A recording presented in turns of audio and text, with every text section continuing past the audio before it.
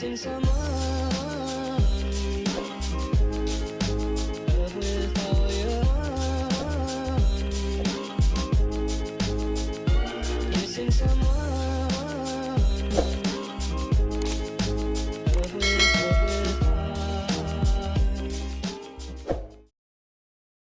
Okay, so I'm actually liking more of the, like, the past couple, like recently I've been doing like deeper parts. Oh, okay. I've been noticing though, because it's under, you can see the dark. Okay. Which I like. Oh, okay. I feel like I'm going to tell you something and then you're going to be like, this is impossible. And so. Okay, show me. I always show this to you. I show you the same thing. And I'm trying to deal with the fact that my base is lighter. I think I heard. What you did last time I really loved, because it was almost like, it just like it was a gradual, like getting lighter.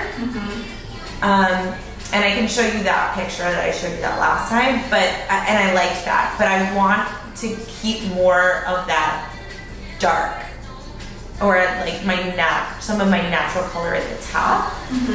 Let's see the picture. I know she's darker at the top, but like it kind of goes lighter. That's like her back. So what we can do is we can throw in the highlights, and then I can put a demi in between your highlights as they're processing to kind of darken this in between, and then we'll tone over it later. The other thing I want to mention, all of these pictures, the girls have longer hair than you. Right. So, are you still liking it at that length? That's a really good point. So we're gonna go based off this picture, but from there, because her hair is shorter. Hi guys, welcome back to my channel. So as you saw in our consultation, this is my client's hair before.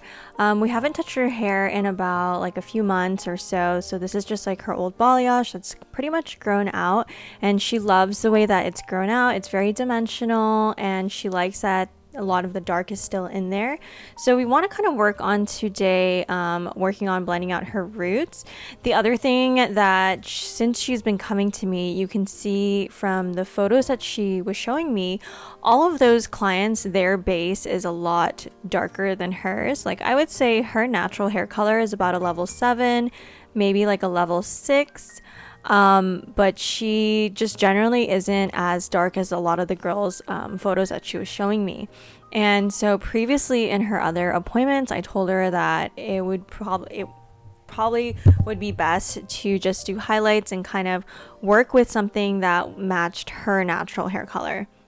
Well, this is probably, I don't know, maybe like her 4th or 5th highlight with me, and she keeps showing me the same picture, and even though I've been telling her that these girls' bases are darker than hers, she still wants to do it. So today I kind of just gave in and told her an option of what we could do. It's not the normal option of what I would normally offer a client who has a different base from the pictures, but because she insists and really likes these pictures, I figured a way to kind of compromise and have her get her to kind of having a darker base. So I'm going to be working on doing her highlights, and then after I go in and do her highlights, I will be adding in a demi-base to her hair at the root in between her highlights, and that's going to help darken her roots that's in between the highlights and really give her that contrast that she's been loving in all her gold photos, because the photos that she was showing me before, all of those girls have at least like a level 3 base, or like level 3 natural hair.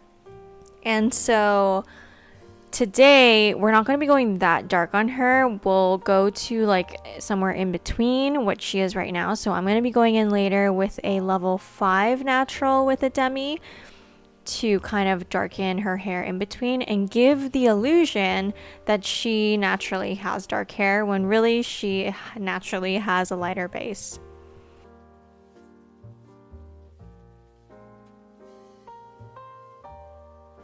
So I started off around the hairline, did a detail hairline weave, and then I going in and doing slices. So I did slices up the back, but now that I get closer towards the top of where she parts her hair, I am continuing doing slices, but what I'm doing differently on the very top here is I'm doing a baby little tease, and this is just going to help diffuse. In our consultation, she did tell me that she wants something that's going to grow out really soft and just kind of looks very blended and dimensional. So the tease is going to help make the slices a little bit more diffused and not too chunky. So I'm just doing like one baby tease, and by a baby tease I mean I'm grabbing up my slice, teasing from the bottom, and that's it, just once, that one tease from the bottom, and just kind of pushing up those teases out of the top, getting it out of my way at the base, and then hitting those mids and ends where it needs to be lightened. And these sections are about 1/2 inch apart.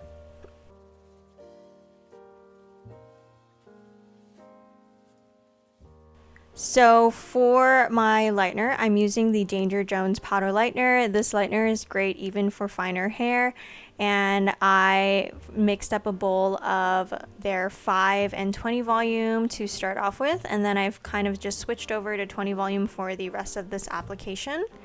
So as I'm going in, some things that I do want to note after I do this whole application, this placement generally will take me about 45 minutes to an hour, depending if I have my assistant or not. But this application and processing and like sectioning is just very simple, and it makes it a lot easier and just helps me get through the whole head a lot quicker too. So for the front, we did a weave and then 2 weaves back to back, and then I'm going to connect to the back with a very thin baby slice, as you can see there, and I did tease that one, but the 2 weaves right at the hairline I did not tease, and that's going to be her little baby money piece.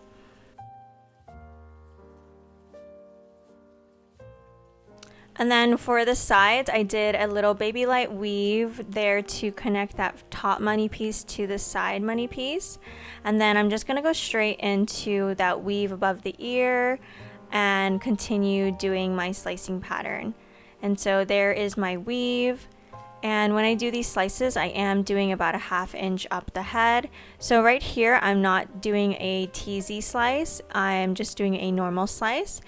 I will start to do the teasy slice when I get to more of the round of the head, closer to the crown of the hair, where she would normally part the hair if she were to do like a really hard side part. That is where I kind of want the teasy light. And because the reason I'm doing the teasy light is because I want it to be a little bit more diffused, a little bit more blended, and not too chunky. So you can see I did it right there, right at the temple. I would say that's where she kind of like her head starts to round. And then I did one more, just making sure that my teases are very thin and see-through, and then fully saturating.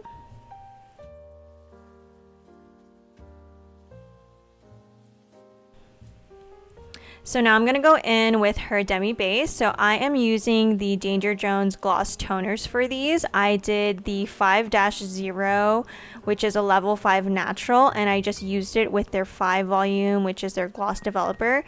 And I'm going in between my foils and dragging that down about like 2 to 3 inches from her root. I am touching her scalp, and I am touching the teases too, that I backcombed. And so now as we're rinsing them out, I let her process to like level 9, and we are rinsing out her foils one by one and holding up the blonde pieces, because we don't want that demi to kind of bleed onto the newly lightened pieces. So that's the purpose of why we are rinsing one by one when each section is ready. And I'll do that too with low lights. So now I'm going to be going in with her toner. So for her toner, I am using the Danger Jones gloss toners again, and I'm using the 6-0 for her shadow root. The 6-0 is a level 6 natural, and I did mix that with the gloss developer, and I mixed that 1-to-1 with the developer, and I'm going in just hitting the root from like center back, and just kind of going through and trying to get through it a little bit quickly. I'm dragging down my root shadow probably like 1/2 inch, And then once I'm done with that, I did leave out the hairline, by the way, when I did the root shadow. Once I'm done with the root shadow, now I'm going in with her lighter toner. So for her lighter toner, we didn't want to do something that was too dark because we only really darkened her base at the root. Her ends are still her natural base color in between those old highlights. So I didn't want to do something too dark because she naturally is so light, and if I used a level 8 toner, it would have just blended in a little too much. We did want to see some contrast, so I chose to do a level 9 for her toner. So for her gloss toner, I did a 9-32. She generally looks good with more neutral warm tones, so I didn't want to do anything too ashy, so that is why I chose to do the 9-32. And honestly, I absolutely love their 9-32. I think it's great and so versatile for any type of lift, and just gives the most beautiful like beige neutral tone, for perfect for like any client. You feel the contrast more? Yeah. But it still feels dark, which I like. Yes.